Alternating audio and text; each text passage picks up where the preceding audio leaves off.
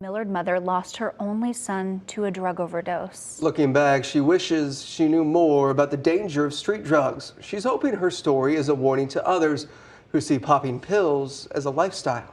As KETV News Watch 7's Julie Cornell reports, that lifestyle can have deadly consequences for those in the state of addiction. He didn't always want mom preaching.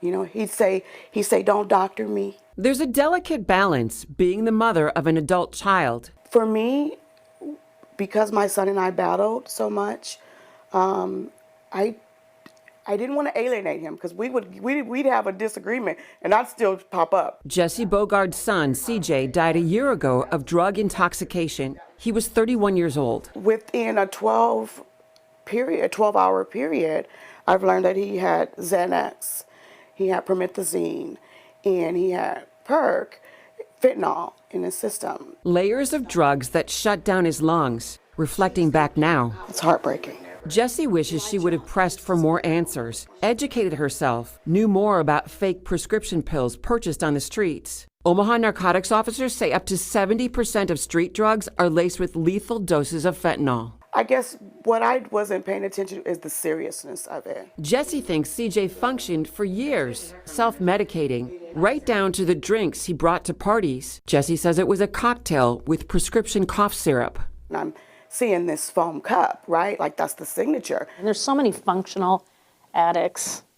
That's scary. Helen Poulos is the clinical director for outpatient services at the Salvation Army. She says many people with substance use issues hide it. CJ was able to parent his children, pay his bills, and live day to day. His mom said he was a character, a friend to everyone he met. They're in a state of denial because it's our loved ones or the people around us that will say, hey, something's going on. Jessie, a therapist, can now see the signs in her firstborn son. You call me and say, Mom, pray for me.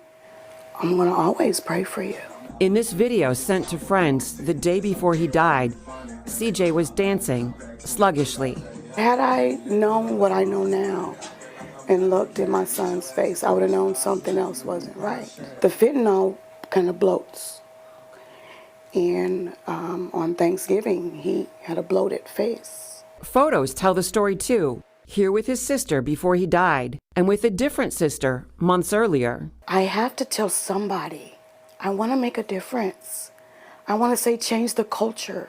Change the culture because this is not working. Jesse says in some circles there's a culture of taking pills, doing lines, and using drugs day to day, normalizing it. But her son's normal didn't serve him well. He stopped breathing.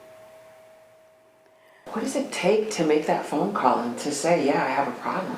A motivation to change. And you know, we can have parents, we can have loved ones, we can have coworkers that can say, you need to go to treatment, you're going to treatment, you can force them. They internally have to be ready to go. That was Julie Cornell reporting. And if you want to stop, we have a list of resources in this story at KETV.com. Jesse urges people who use to know what they're taking and consider the timing of it all.